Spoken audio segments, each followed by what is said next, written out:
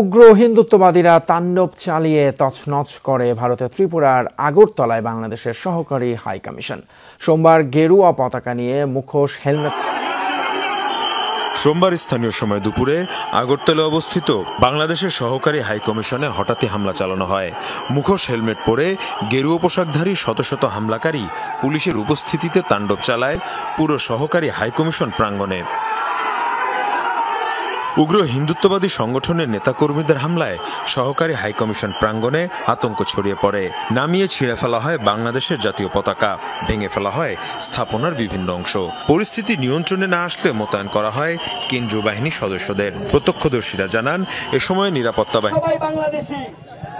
বাংলাদেশের সকল নাগরিকের নিরাপত্তা দেওয়ার জন্য বাংলাদেশের সরকারই যথেষ্ট। বিপক্ষে কথা বলতে কোনো ক্যাম্পাস লাগে না।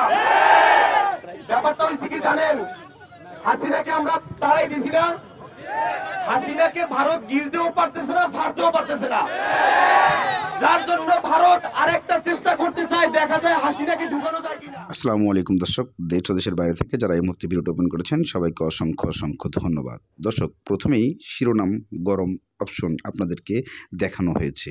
বাংলাদেশ এবং ইন্ডিয়ার যুদ্ধ শুরু হয়ে গেল, এমন কিছু শিরোনামে কথা আপনারা দেখেছেন, কিন্তু বর্তমানে আসলে কতটুকু বাস্তবতা এর সঙ্গে।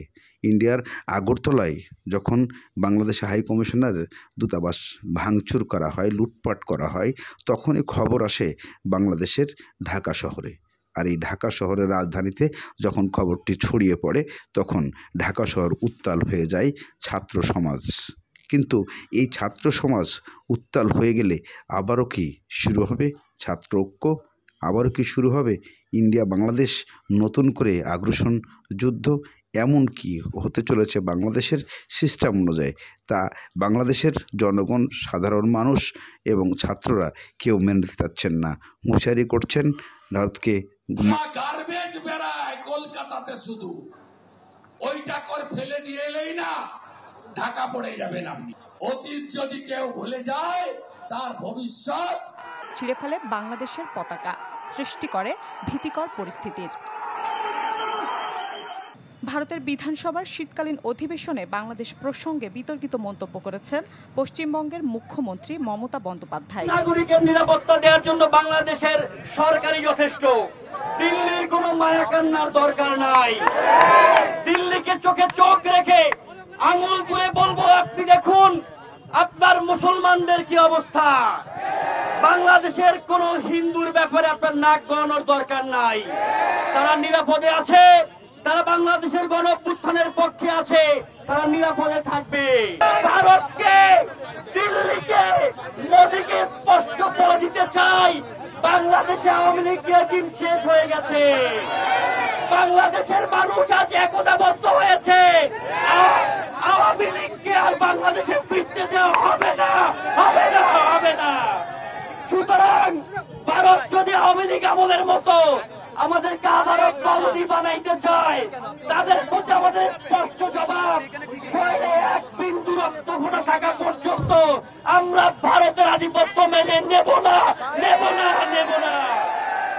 সুতরাং দিল্লি স্পষ্ট করে যাতে শুনে রাখে, যেমন করে দিল্লির গোলাম হাসিনাকে আমরা পালাইতে বাধ্য করেছি, দিল্লিকেও তেমন করে আমরা রুখে দিবই দিব ইনশাআল্লাহ।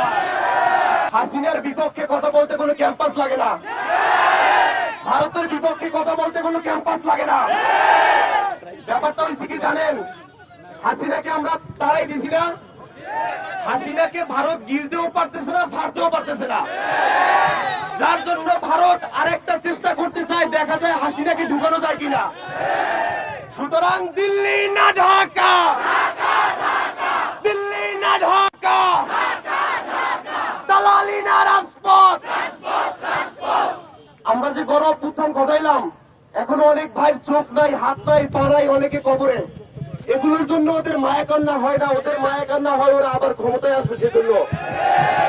সেই সাথ আমরা গ্রহণ করতে দিব না। আমরা বাংলাদেশের মানুষ আজকে দেখেন কত এক। চট্টগ্রামে যে খুন করা হলো, আমরা সবাই রাস্তায় নেমেছি। সুতরাং দিল্লির ভাইয়েরা, দাদারা, আমরা গণ অভ্যুত্থান ঘটালাম দাদাদের দাদাগিরি করার জন্য না, ভারতের সাথে সম্পর্ক হবে চোখে চোখ রেখে। আপনি অর্ডার করবেন আর আমরা চোখ বুঝে দাদা দাদা করবো, এটা চলবে না। মনে রাখবেন, এটা নতুন বাংলাদেশ। আমরা সবাই একটু হাতের ডান দিকে তাকাই, মাতৃভূমি না মৃত্যু।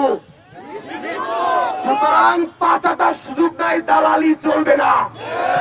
দিল্লি না ঢাকা, দিল্লি না ঢাকা। সোমবার স্থানীয় সময় দুপুরে আগরতলা অবস্থিত বাংলাদেশের সহকারী হাইকমিশনে হঠাৎই হামলা চালানো হয়। মুখোশ হেলমেট পরে গেরুয়া পোশাকধারী শত শত হামলাকারী পুলিশের উপস্থিতিতে তাণ্ডব চালায় পুরো সহকারী হাইকমিশন প্রাঙ্গণে। উগ্র হিন্দুত্ববাদী সংগঠনের নেতাকর্মীদের হামলায় সহকারী হাইকমিশন প্রাঙ্গণে আতঙ্ক ছড়িয়ে পড়ে। নামিয়ে ছিঁড়ে ফেলা হয় বাংলাদেশের জাতীয় পতাকা, ভেঙে ফেলা হয় স্থাপনার বিভিন্ন অংশ। পরিস্থিতি নিয়ন্ত্রণে না আসলে মোতায়েন করা হয় কেন্দ্রীয় বাহিনীর সদস্যদের। প্রত্যক্ষদর্শীরা জানান, এ সময় নিরাপত্তা বাহিনীর সদস্যদের সাথে হামলাকারীদের সংঘর্ষ হয়। এদিকে বাংলাদেশ সীমান্তের বেনাপোল পেট্রাপোল অংশে ব্যাপক সমাবেশ করে বিজেপি নেতৃত্বাধীন সনাতনী ঐক্যমঞ্চ। বিজেপি নেতা শুভেন্দু অধিকারীর নেতৃত্বে পেট্রাপোল বন্দর এলাকায় বিক্ষোভ মিছিল হয়। দুনিয়া